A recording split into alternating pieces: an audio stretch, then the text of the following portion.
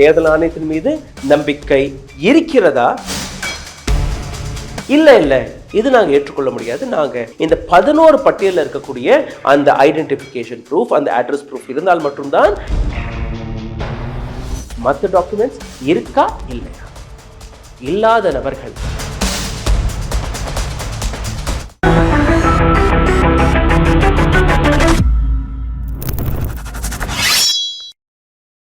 வணக்கம். தேர்தல் ஆணையத்தின் மீது இருக்கக்கூடிய நம்பிக்கை தன்மை, தேர்தல் ஆணையத்தின் மீது நம்பிக்கை இருக்கிறதா இல்லையா? இந்த கேள்வி ஒட்டுமொத்த டிவி டிபேட்களில் இந்த நேரம் ஒலித்திருக்க வேண்டும். இந்த கேள்வி ஒட்டுமொத்த மக்கள் மனதில் பேசும் பொருளாக மாறி இருக்க வேண்டும். இந்த கேள்வி வெறும் எதிர்க்கட்சிகளுக்கான கேள்வி கிடையாது. உங்களுடைய ஓட்டுரிமை, உங்களுடைய அதிகாரத்தை வைத்து நீங்களும் இந்த கேள்வியை கேட்டிருக்க வேண்டும். கேட்டு பாருங்கள்.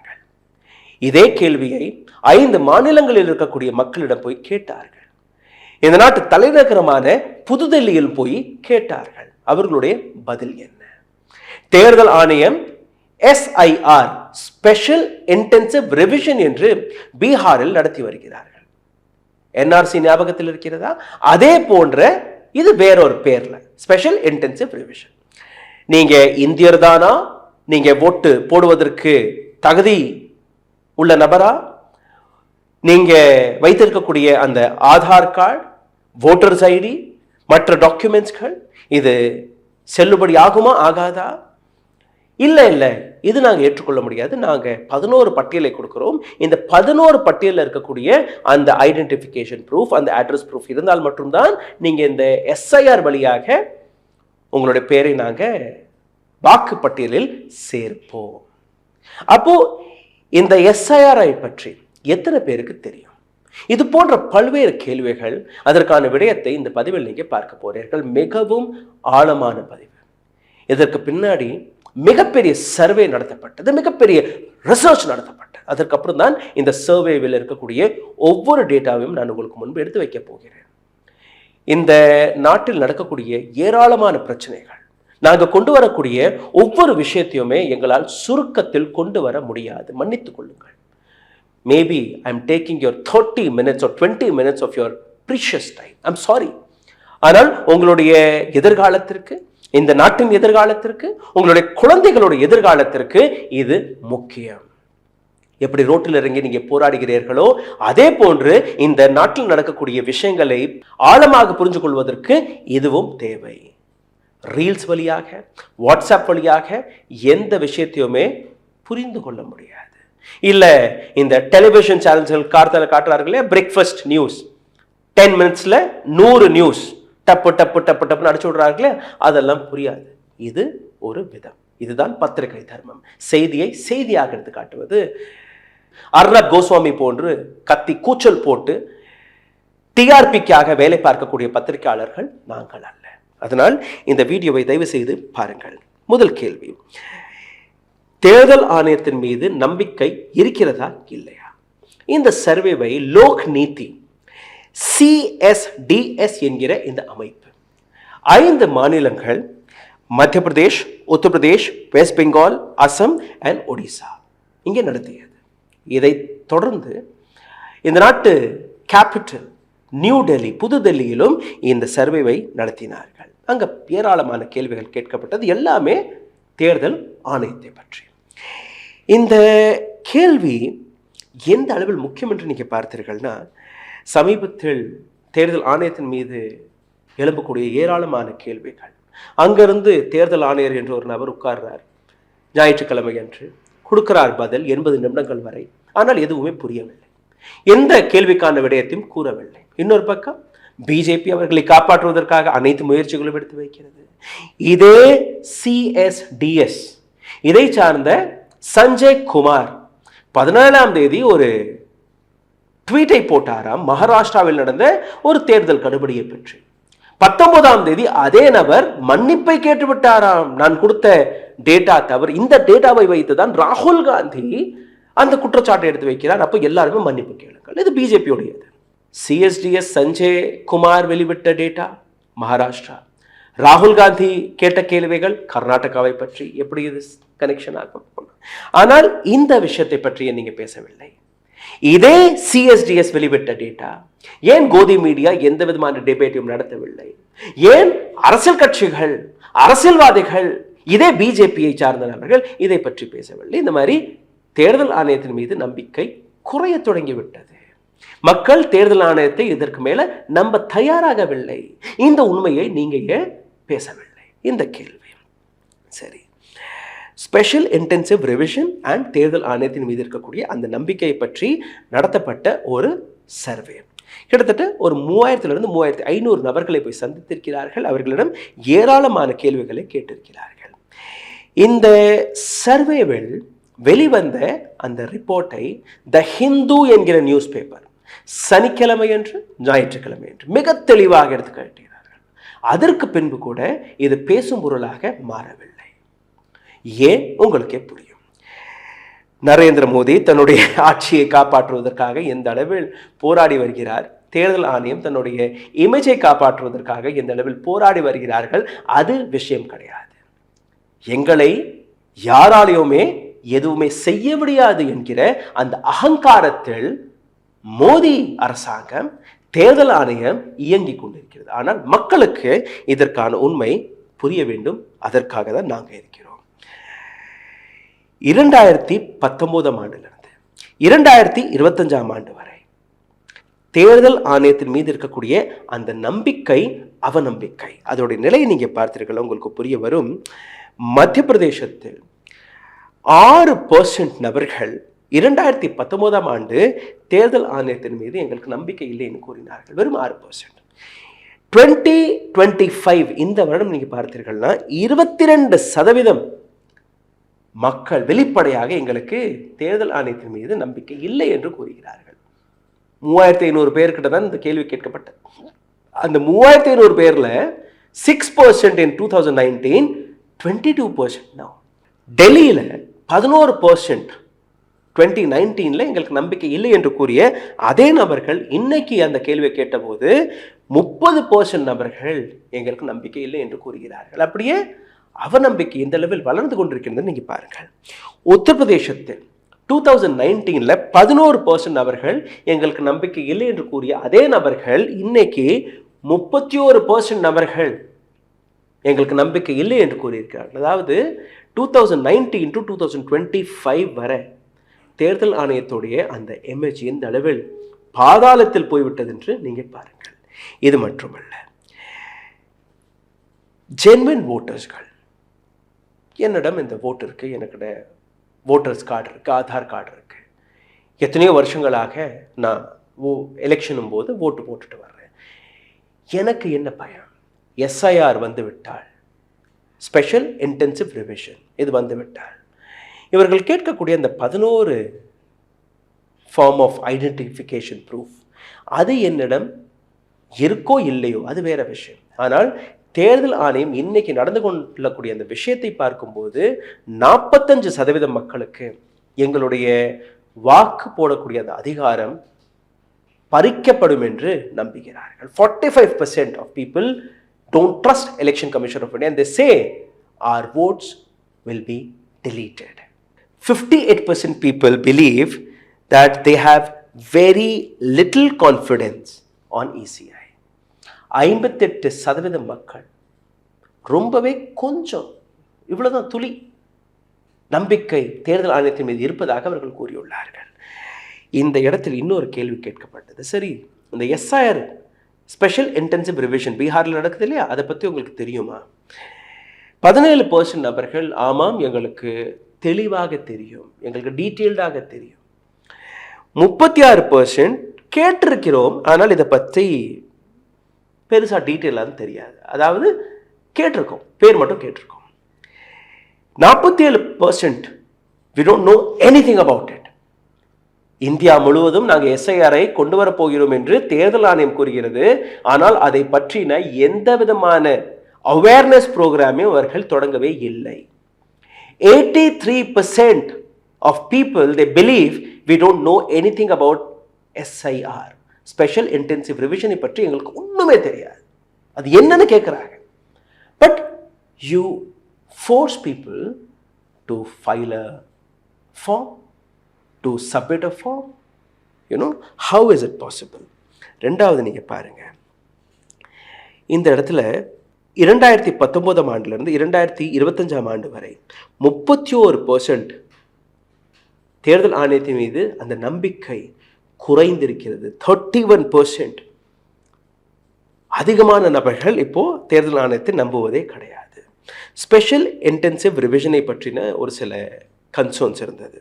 இந்த கன்சர்ன்ஸ்களில் நீங்கள் பார்த்தீர்கள்னா 11 வகையான சர்டிஃபிகேட்ஸ் கேட்கப்பட்டது. இந்த 11ல் என்னெல்லாம்?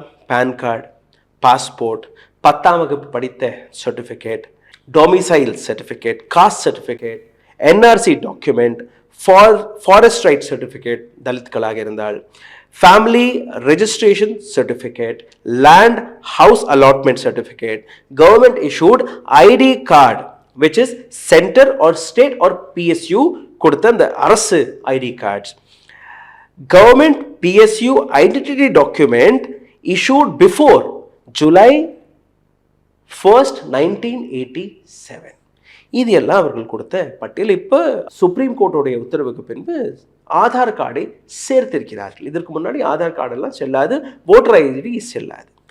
சரி, இத்தனை டாக்குமெண்ட் கேட்டிருக்கிறீர்களே, இந்த டாக்குமெண்ட்லாம் மக்களிடம் இருக்குமா இல்லையா? பீகாரில் 65 லட்சம் நபர்களுடைய பெயரை நீங்கள் நீக்கி விட்டீர்கள். செப்டம்பர் மாதம் வருவதற்குள் அது 1 கோடியை தாண்டிவிடும் என்கிற அந்த விஷயத்தை எடுத்து வைக்கிறார்கள். ராகுல் காந்தியோட குற்றச்சாட்டு இது தானே, நீங்கள் மக்களுடைய பேரை நீக்கிறீங்க, புதிய ஓட்டர்ஸ்களை சேர்க்குறீங்க, இந்த நீக்கக்கூடிய ப்ராசஸ், சேர்க்கக்கூடிய ப்ராசஸ், இதில் தான் இந்த திருட்டு வேலையை நீங்கள் செய்கிறீர்கள். அதாவது தேர்தல் ஆணையத்துடைய வேலை என்ன? ஒவ்வொரு நபருமே அவர்களுக்கு கிடைக்கக்கூடிய அந்த வாக்கு உரிமை அவர்களுக்கு போய் சேர வேண்டும்.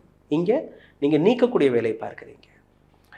SIR ஸ்பெஷல் இன்டென்சிவ் ரிவிஷன் எந்த ஸ்டேட்டில், இந்த வருஷம் இந்த ஸ்டேட்டில் தேர்தல் நடப்பதாக இருந்தால் அந்த வருஷம் SIR நடத்தக்கூடாது என்கிறது ஒரு சட்டம் இருக்குது. இதே தேர்தல் ஆணையத்தோடைய ரூல் புக்.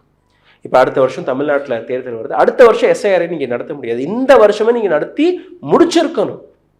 நடத்தி முடிச்சு அதில் ஏதாவது தவறுகள் இருந்து ஒரு நபர் சேலஞ்ச் செய்ய ஆசைப்பட்டால் அதெல்லாம் அவர்கள் பண்ணிடணும். 50 நாட்கள் அவகாசம் இருக்கும் தேர்தலுக்கும் இதுக்கும். பட் இங்கே ஒன்றுமே நடக்கவில்லை. சரி, அந்த பட்டியலை நீங்கள் பார்த்தீர்கள். அந்த பட்டியலில் கேட்கப்பட்ட மிக முக்கியமான ஒரு document passport. Passport is a valid document. சரி, பாஸ்போர்ட் எத்தனை பேர்கிட்ட இருக்குங்கிற அந்த கேள்வி கேட்டபோது 52% மக்கள் எங்கள்கிட்ட பாஸ்போர்ட்டே கிடையாதுங்கிறாங்க. 50% மக்கள் எங்கள்கிட்ட பாஸ்போர்ட்டும் இல்லை, காஸ்ட் சர்டிஃபிகேட்டும் இல்லை.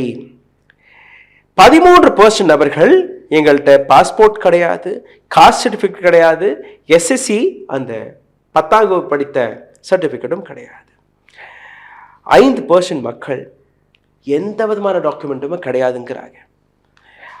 அப்போது எப்படி இந்த Election Commission of India SIR நடத்த போகிறது என்கிற இந்த கேள்வி கேட்கப்படுமா, கேட்கப்படக்கூடாதா? இந்த இடத்துல நீங்கள் பாருங்கள், ஸ்பெஷல் இன்டென்சிவ் ரிவிஷனுக்காக 11 ஸ்பெஷல் டாக்குமெண்ட்ஸ் கிடைக்கணும். இந்த ஸ்பெஷல் டாக்குமெண்ட்ஸில் மிக முக்கியமான ஒரு டாக்குமெண்ட் பர்த் சர்டிஃபிகேட். அதை பற்றியும் நான் உங்களுக்கு எடுத்து காட்டுவேன். ஆனால் ஒரு மிக மேஜிக்கான ஃபிகர் வந்தது. அசமில் ஒரே ஒரு பர்சன் அவர்கள்ட்ட தான் எந்த டாக்குமெண்ட்டுமே இல்லாமல் இருந்திருக்கிறார்கள். வெஸ்ட் பெங்காலில் 3%. அசம் அண்ட் வெஸ்ட் பெங்காலுடைய பாப்புலேஷனை நீங்கள் பார்த்தீர்கள்னா அதிகமான நபர்கள் இஸ்லாமியர்கள். உத்தரப்பிரதேசத்தில் 17-18% இஸ்லாமியர்கள் இருக்கிறார்கள். ஆனால் அங்கே இருக்கக்கூடிய majority Hindu population. 58% of Uttar Pradesh population doesn't have documents. They cannot apply for SIR. Delhi, the national capital of India, 28% of people don't have documents for SIR. சிந்தித்து பாருங்கள். சரி, ஏன் அசம்ல மட்டும் 99% நபர்கள்ட்ட இந்த SIR இருக்கு, டாக்குமெண்ட்ஸ் இருக்கு? எப்படி வெஸ்ட் பெங்காலில் மற்றும் 97% மக்களிடம் இந்த டாக்குமெண்ட்ஸ் இருக்கு? ஏன்னா அங்க NRC நடத்தப்பட்டது, அங்க பயத்தை உருவாக்கினீர்கள்.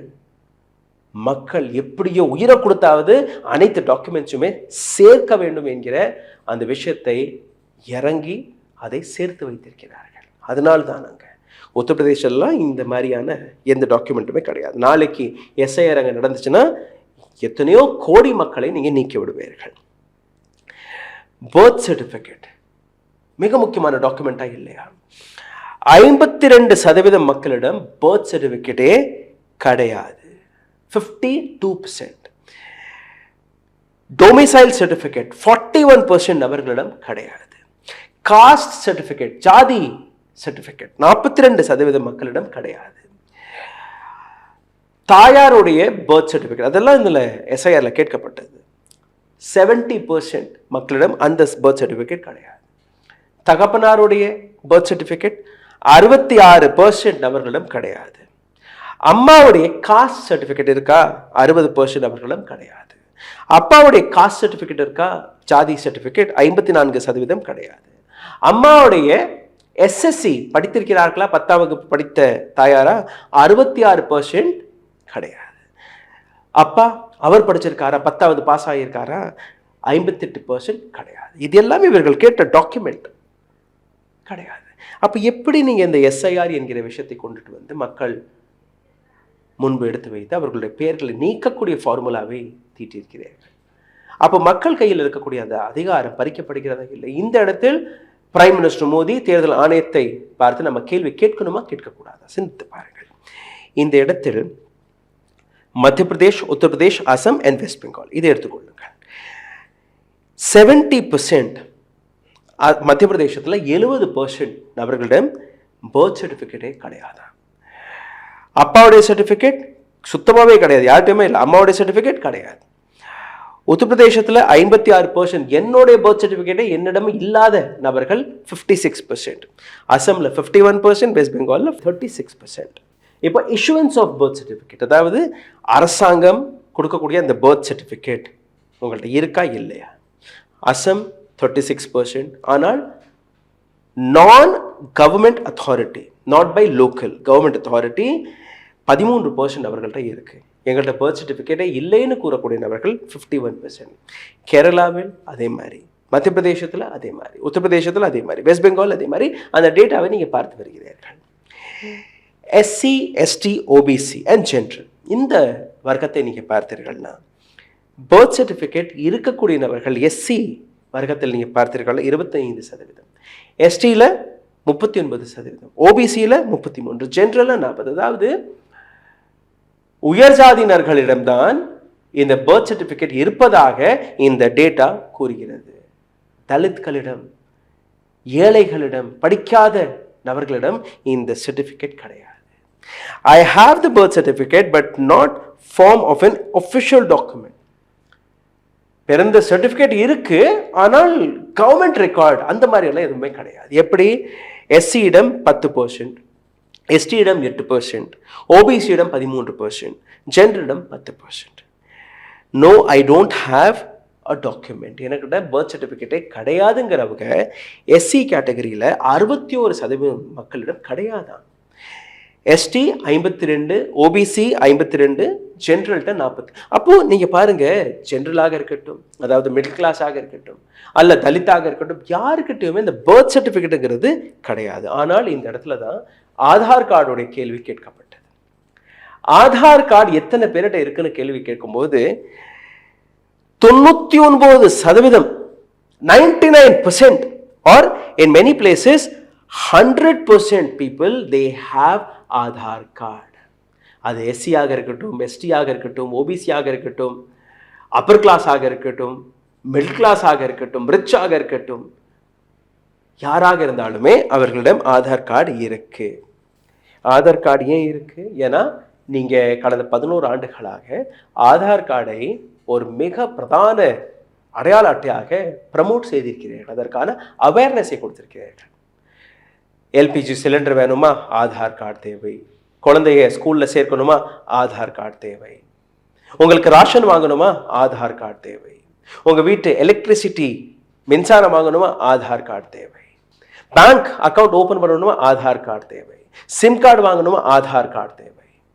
அதாவது எந்த விதமான பொருளை வாங்குவதாக, கொடுப்பதாக, டாக்ஸ் சப்மிட் செய்வதாக எதுவாக இருந்தாலுமே, ரயில்வே டிக்கெட் வாங்கணுமா? ஆதார் கார்டு தேவை. everywhere government had pushed Aadhaar card. ஆனால் இந்த SIR என்கிற விஷயத்தில் மற்றும் அந்த ஆதார் கார்டை நீக்கிவிட்டார்கள்.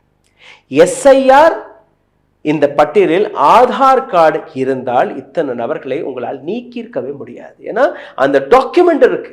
அந்த டாக்குமெண்ட் இருந்தாலே போதும் 100% மக்கள் நீக்கப்பட மாட்டார்கள், எல்லாருமே சேர்க்கப்படுவார்கள். 8 கோடி மக்கள் பீகாருடைய வாக்காளர்கள். அதுல இருந்து 65 லட்சம் நபர்களை இப்போ நீக்கிட்டீர்கள். இன்னும் 1 மாதம் அந்த சர்வே நடந்துட்டு இருக்கு. இந்த 1 மாதத்துல இன்னொரு 40 லட்சம் நபர்கள் நீங்க நீக்கிட்டீர்கள்னா 1 கோடி. அப்ப 8 கோடி மக்கள்ல 1 கோடி நபர்களை நீங்க நீக்கிட்டீர்கள்னா எத்தனை %? கிட்டத்தட்ட 12% மக்களை நீங்க நீக்கிட்டீர்கள். Just they don't have a document, but they have Aadhaar card, they have voters ID. இதெல்லாம் அவங்கள்ட்ட இருக்கு. நீங்க கேட்கக்கூடிய அந்த பட்டியல்ல பர்த் சர்டிஃபிகேட்டாக இருக்கட்டும், காஸ்ட் சர்டிஃபிகேட்டாக இருக்கட்டும், படித்த 10ஆம் வகுப்பு சர்டிஃபிகேட்டாக இருக்கட்டும், பாஸ்போர்ட்டாக இருக்கட்டும், இது எல்லாம் எல்லாருக்கிட்டையுமே கிடையாது. ஆனால் இது இருக்கு. ஏன்னா அரசாங்கத்துடைய ஒவ்வொரு சலுகையும் நீங்க ஆதார் கார்டுடன் இணைத்திருக்கிறீர்கள். இப்போ புரிகிறதா உங்களுக்கு அந்த சூழ்ச்சி? எப்படி மக்களுடைய பெயரை நீக்குவதற்காக எந்த அளவில் இந்த நாட்டு அரசாங்கம் வேலை பார்க்கிறது? தேர்தல் ஆணையம் பிஜேபியுடைய அந்த நெக்ஸஸ் உங்களுக்கு புரிகிறதா? ஏன் ஆதார் கார்டை இவர்கள் நீக்கினார்கள் என்று. CSDS உடைய இந்த சர்வே மிக தெளிவாக பிஜேபி அண்ட் தேர்தல் ஆணையத்துடைய இந்த நெக்ஸஸை உடைத்துள்ளது. இந்த வீடியோ நிச்சயமாக நிறைய நம்பர்ஸ்களுடன் இருந்தது. பல பேருக்கு இது பிடித்திருக்காது. ஏன்னா இதுல மசாலா இல்லை, நம்பர்ஸ் இருந்தது. ஆனால் அந்த நம்பரை கொஞ்சம் ஞாபகமாக பார்த்தீர்கள்னா, கவனமாக பார்த்தீர்கள், உங்களுக்கு புரிய வரும். நாளைக்கு இந்த ஸ்டேட்ல, தமிழ்நாட்டில் இதே SIR கொண்டு வரும்போது உங்களிடம் பர்த் சர்டிஃபிகேட் இருக்கா, ஜாதி சர்டிஃபிகேட் இருக்கா, உங்களோட பாஸ்போர்ட் இருக்கா, 10ஆம் வகுப்பு படித்த அந்த சர்டிஃபிகேட் இருக்கா, உங்களுடைய அப்பாவுடைய பர்த் சர்டிஃபிகேட் இருக்கா, அம்மாவுடைய பர்த் சர்டிஃபிகேட் இருக்கா, அவங்களுடைய ஜாதி சான்றிதழ் இருக்கா, இந்த டாக்குமெண்ட்ஸ் எல்லாம் உங்கள்ட்ட இருக்கான்னு மட்டும் அலசி பாருங்க. ஆதார் கார்டு இருக்கு, மற்ற டாக்குமெண்ட்ஸ் இருக்கா இல்லையா? இல்லாத நபர்கள் தயவு செய்து கீழே கமெண்ட் பாக்ஸில் எழுதுங்கள். அரசாங்கத்திற்கு புரியட்டும் எந்த விதமான அழுச்சாட்டியத்தை இவர்கள் நடத்தி வருகிறார்கள். ஏன் நாம் குரல் எழுப்பக்கூடாது? ஏன் நாம் இந்த கேள்வியை கேட்கக்கூடாது? சிந்தித்து பாருங்கள். எங்களோட உழைப்பு உங்களுக்கு பிடித்திருந்தால் தயவு செய்து உங்களுடைய கருத்துக்களை கீழே கமெண்டில் எழுதுங்கள். இந்த வீடியோவை பகிருங்கள். எங்களுக்கு ஆதரவு தெரிவிக்க நினைக்கக்கூடிய நபர்கள் கீழே எழுதியிருக்கக்கூடிய UPI ID வழியாக உங்களுடைய ஆதரவை தெரிவிக்கலாம். நன்றி, வணக்கம். ஊடகம் கார்ப்பரேட் அரசியல்வாதிகளின் கைப்பாவையாக அடிமைகளாக இருந்தது போதும். இனி சாட்டை எடுத்து சுழற்றும் நேரம் வந்துவிட்டது. ஊடகம் பொதுமக்களாகிய உங்களுக்காக, உங்களாலேயே இயக்கப்பட வேண்டும். ஊடக சுதந்திரத்திற்காக உங்களின் பங்களிப்பை இன்றே அளித்திடுங்கள்.